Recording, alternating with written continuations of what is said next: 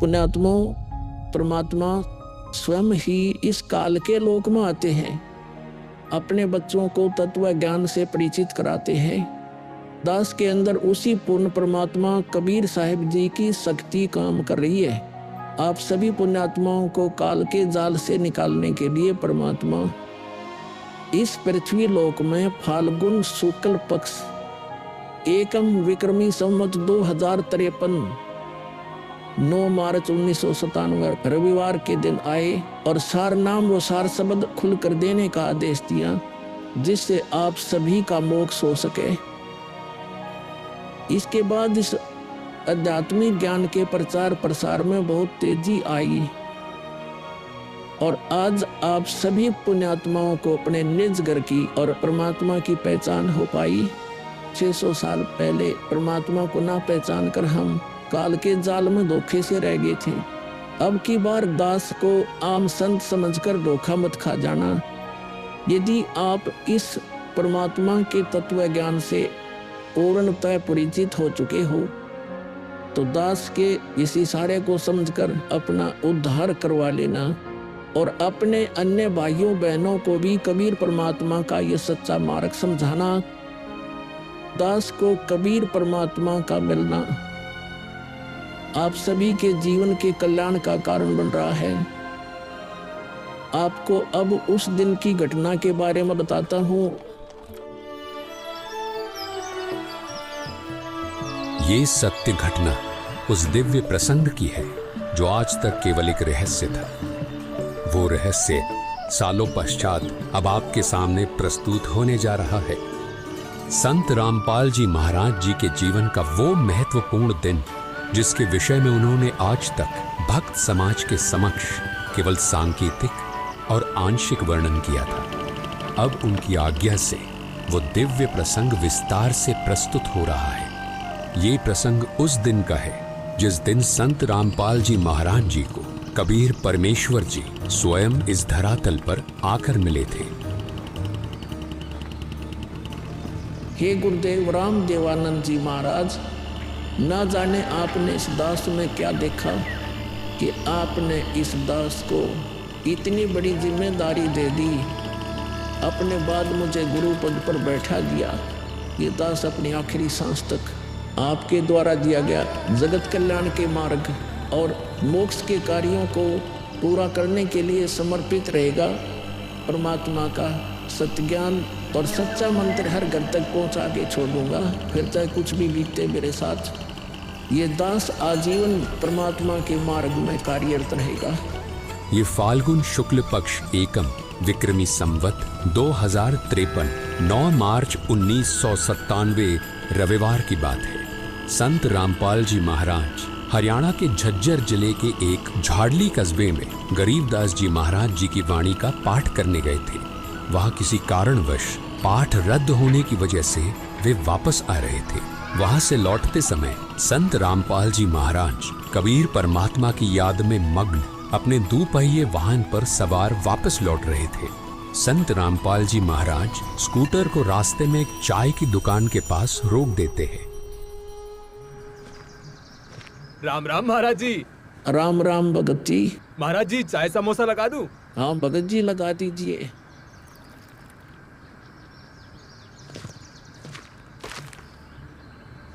इस भोले भगत को भी परमात्मा का तत्व ज्ञान समझाना चाहिए। भगत जी, कबीर परमात्मा की भक्ति करनी चाहिए। मनुष्य जीवन हमें सिर्फ इसीलिए मिलता है। मानुष जन्म दुर्लभ है ये नलन बोरे, जैसे तरवर से पत्ता टूट गिरे वो बोर न लगता ढोरी। भगत जी, इस काल लोक का कोई भरोसा नहीं है, न जाने कब किस पर क्या बिजली गिर जाए। इसलिए कहता हूँ आपको कि कबीर परमात्मा से जुड़ जाओ, नाम दीक्षा लेकर अपना कल्याण करवा लो। वो कबीर परमात्मा यह भी आपकी और आपके परिवार की रक्षा करेगा और मृत्यु के बाद सीधा मोक्ष को प्राप्त कर जाओगे। ठीक कहते हो महाराज जी। ये कबीर परमात्मा ऐसे गंदे लोक में जहां आदमी की जिंदगी का पल का भरोसा नहीं, व्यक्ति यहाँ जी कैसे रहा है, ना जाने कब क्या हो जाए, कब कौन सी बीमारी हो जाए, कब दुर्घटना हो जाए, कब कोई संसारिक आपदा आ जाए। दाता, आपकी भक्ति के बिना यहाँ किसी को ना सुख मिल सकता है और न ही मोक्ष। ये बात ये बोले जीव कब समझेंगे? आखिर ये अज्ञान अंधेरा कब दूर होगा दाता? आप ही दया करेंगे कबीर परमेश्वर। ये बोले जीव तो अपना जीवन आपकी भक्ति के बिना व्यर्थ ही कर रहे हैं।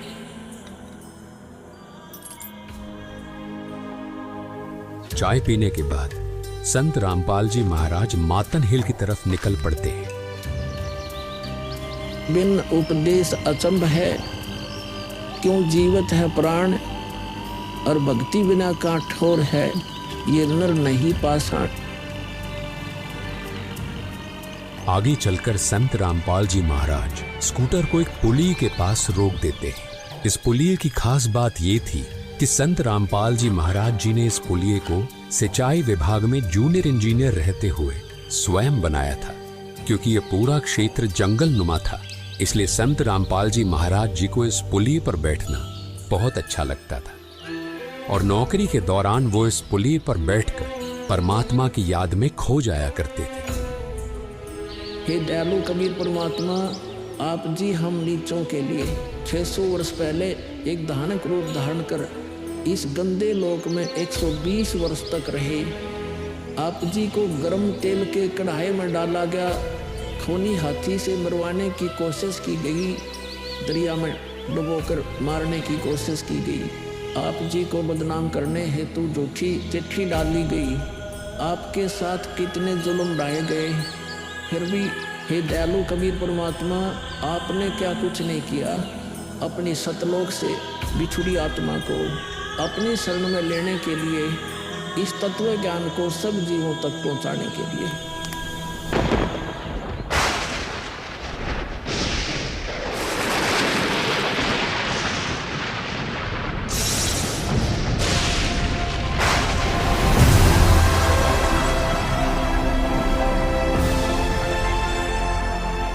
साहेब कबीर आजा आत्मा तोए पुकारती, तेरे हाथ में चाबी हो सतगुरु सतलोक द्वार की। साहेब कबीर आजा आत्मा तोए पुकारती, तेरे हाथ में चाबी हो सतगुरु सतलोक द्वार की।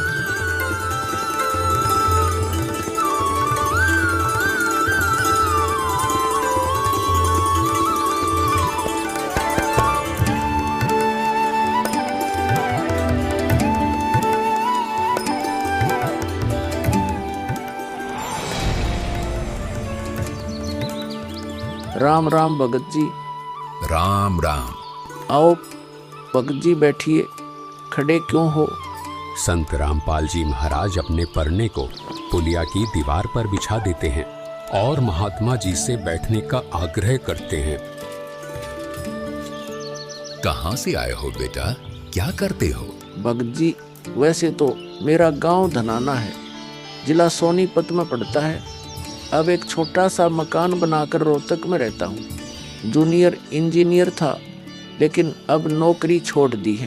बेटा, तेरे धनाना और रोहतक वाले घर के बारे में तो मैं अच्छी तरह से जानता हूँ और यह भी जानता हूँ कि तेरे 2 पुत्र और 2 पुत्री हैं। मैं तो यह पूछ रहा था कि इस जन्म से पहले तेरा घर कहाँ था? अरे, इन महात्मा जी को मेरे बारे में इतना कैसे पता है? महात्मा जी, जन्म से पहले हम सतलोक में थे, वही हमारा घर था। लगता है ये भगत जी राधा स्वामी पंथ के अनुयायी हैं। इनको सत्य का ज्ञान कराना चाहिए। मेरे गुरुजी स्वामी रामदेवानंद जी हैं। मेरे भगवान कबीर देव जी सृष्टि के रचनहार हैं, वही सतपुरुष है। कुछ पंथ वाले सतलोक के विषय में तो बताते हैं, लेकिन वे सतपुरुष को निराकार बताते हैं, जो कि बिल्कुल झूठ है। भक्त जी, मैं स्वयं संत गरीबदास जी के पंथ से जुड़ा हूँ। संत गरीबदास जी गांव छुड़ानी जिला झज्जर वाले थे और उनको 10 वर्ष की उम्र में कबीर परमात्मा जी जिंदा महात्मा के रूप में मिले थे। उसके बाद कबीर परमात्मा जी गरीबदास जी की आत्मा को अपने साथ सतलोक ले गए थे और वहाँ की सारी व्यवस्था दिखाकर उन्हें इस धरती पर वापस छोड़ा था। फिर उन्हीं बालक गरीबदास ने सतलोक के बारे में बताया कि ऊपर सतलोक है, वहाँ सारी सुख सुविधा उपलब्ध है, सदाबहार बाग है, नर नारी की सृष्टि है। वहीं पर एक गुम्मट युक्त महल में कबीर परमात्मा जी सिंहासन पर बैठे हुए हैं और वहीं से कबीर परमात्मा जी इस सृष्टि को चला रहे हैं। हम सब वहीं रहा करते थे, वही हमने जाना है। जो सतलोक में केवल प्रकाश ही प्रकाश बताते हैं उनका ज्ञान गलत है, वे मोक्ष प्राप्त नहीं कर सकते। भक्त जी उस बालक गरीबदास ने वाणियों के माध्यम से बताया है कि गरीब अनंत कोटि ब्रह्मांड का एक रति नहीं भार, सतगुरु पुरुष कबीर हैं कुल के सिरजनहार। कौन कबीर? हम सुल्तानी नानक तारे दादू को उपदेश दिया, जाति जुलाहा भेद नहीं पाया, काशी माहे कबीर हुआ। बहुत आनंदित करने वाली बातें करते हो, और बताओ कुछ। इन्हें अपना ज्ञान अधूरा लग रहा है, हो सकता है ये नाम दीक्षा लेकर परमात्मा से जुड़ जाए। भक्त जी अगर आपको अपना कल्याण करवाना है तो एक ही तरीका है, नाम दीक्षा। मेरे पूज्य गुरु जी ने मुझे नाम दीक्षा देने का आदेश दे रखा है। मैंने अपना घर और नौकरी छोड़ दी है, अब गुरुदेव जी की ही आज्ञा अनुसार प्रचार और दीक्षा देने का पवित्र कार्य कर रहा हूँ।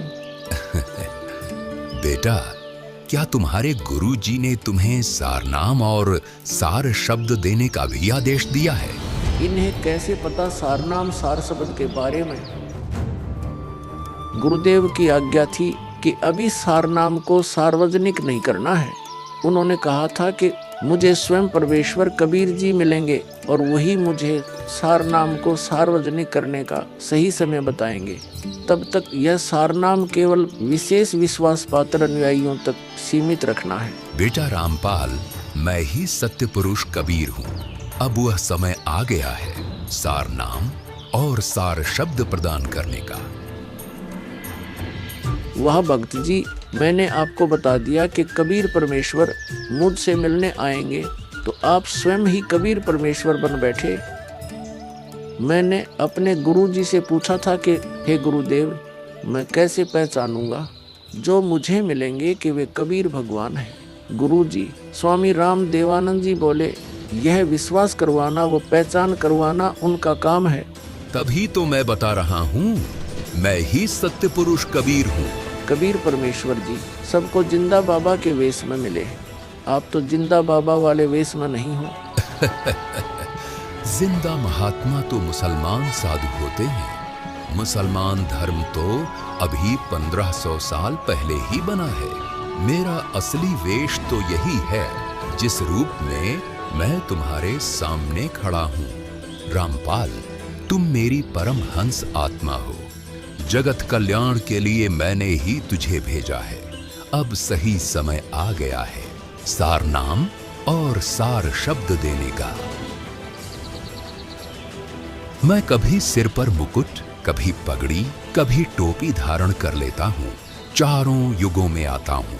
सतयुग में सत सुकृत नाम से, त्रेता युग में मुनींद्र नाम से, द्वापर युग में करुणामय नाम से और कलयुग में अपने वास्तविक नाम कबीर देव यानी कबीर नाम से आता हूँ और तेरे जैसी हंस आत्माओं से मिलकर उनका भ्रम दूर करता हूँ।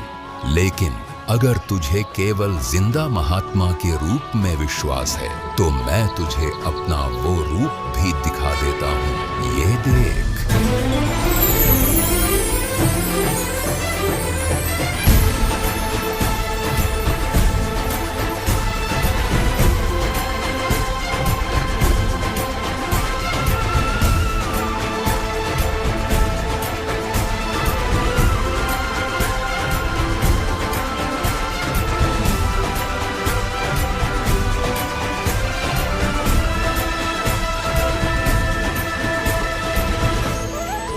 हे परमेश्वर, मुझे क्षमा कर दीजिए।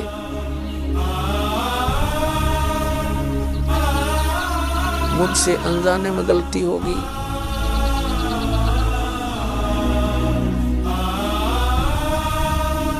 आपने मुझे साक्षात दर्शन दिए और मैं आपको पहचान न सका। मुझे क्षमा कर दीजिए परमपिता। बेटा रामपाल, अब वो समय आ गया है जो मैंने धर्मदास को कहा था कि कलयुग बीते 5500 पांचा, तब यह वचन मेरा होगा साचा। यानी जब कलयुग 5505 वर्ष बीत जाएगा, तब मैं खुद इस धरातल पर आऊंगा और अपने बच्चों को तत्व ज्ञान समझाकर इस काल लोक से सतलोक ले जाऊंगा। बेटा रामपाल, तुम मेरी परम हंस आत्मा हो। अब इसके आगे बेटा, मैं ही तेरे रूप में सारी लीला करूंगा और यह तत्व ज्ञान अपने बच्चों को बताऊंगा, उन्हें सतलोक की राह दिखाऊंगा।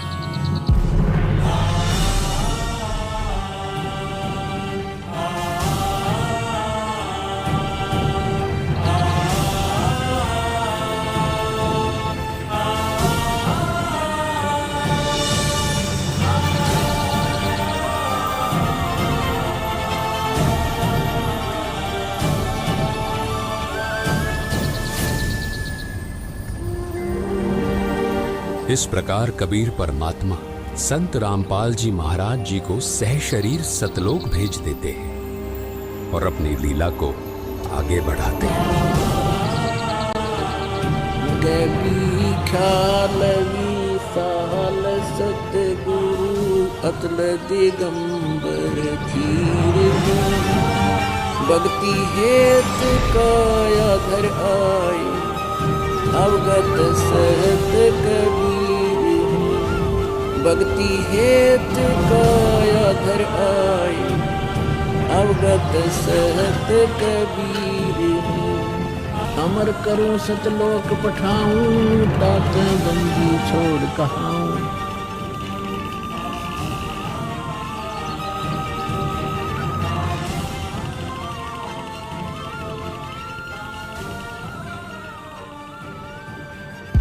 इस प्रकार कबीर परमात्मा संत रामपाल जी महाराज जी को सह शरीर सतलोक भेज देते हैं और स्वयं सर्व सृष्टि रचनहार कबीर परमात्मा संत रामपाल जी महाराज जी के रूप में संपूर्ण संसार का उद्धार करने के उद्देश्य से इस पवित्र मिशन पर निकल पड़ते हैं। संत रामपाल जी महाराज जी के रूप में कबीर परमात्मा स्वयं को छिपाए हुए हैं। उनके इस लीला को समझना आम जीव की समझ से बहुत दूर है। एक संत के स्वरूप में परमात्मा के अभिनय की ये अद्भुत सच्चाई भक्त समाज के लिए जानना बहुत जरूरी था। साक्षात कबीर परमात्मा के स्वरूप बंधी छोड़ सद्गुरु रामपाल जी भगवान की जय हो। अब बच्चों, ज्ञान पूरा आ चुका है और वो ठीक का समय आ गया है।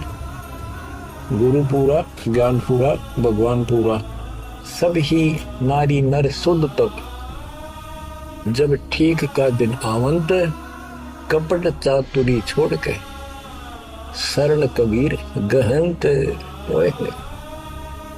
बच्चों, वो ठीक का दिन आ गए। चारों तरफ डंका बोल गया दाता का। कहाँ उग्र, कहाँ शूद्र हो, चाहे कोई नकम्मा डाकू लटेरा है, चाहे कोई छोटी जाति समझते हो आपको, अरे सबकी भाव पीर परमात्मा वो संत जो मेरा भेजा होगा, भेजा हुआ आएगा, वो सबके दुख दूर करेगा। अरे सबकी भाव पीर सो समान समदृष्टि है समृत संत कबीर। वो एक समान समदृष्टि का है, सबको एक दृष्टि से एक समान प्यार देगा, सबको एक जैसा व्यवहार देगा, एक जैसा सच्चा नाम सतनाम सार शब्द देगा। वो समर्थ सत कबीर ही होगा।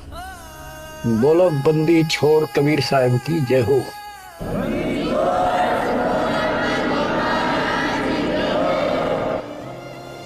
आपके मोक्ष के लिए परमात्मा ने कसर नहीं छोड़ रखी। जो भी संभव व्यवस्था है वो सारी कर दी है। बच्चों, तुम भी दया करियो, रहम करियो उस परम पिता पे। बच्चों, आने वाली पीढ़ियां आपको भी याद करा करेंगी, जब तक चांद सूरज रहेंगे आपका नाम रहेगा कि हमारे कौन माता पिता, कौन दादा परदादा दादी इसे अमृत ज्ञान को हमारे कुल में लाए थे। आने वाली पीढ़ियों के उद्धार के लिए तुम जिम्मेवार हो, कुर्बान हो जाओ। पहचान लो उस परम पिता को और पहचान लो अपने गुरुदेव को। परमात्मा आपको मोक्ष दे, आपको सद्बुद्धि देकर रखे, आपको भगवान की याद बनी रहे, सतलोक याद रहे, काल का कष्ट भी याद रहे, यहाँ भी सुखी रहो, सतलोक में सदा सुखी हो जाए। ये दास का आशीर्वाद है। सत साहिब।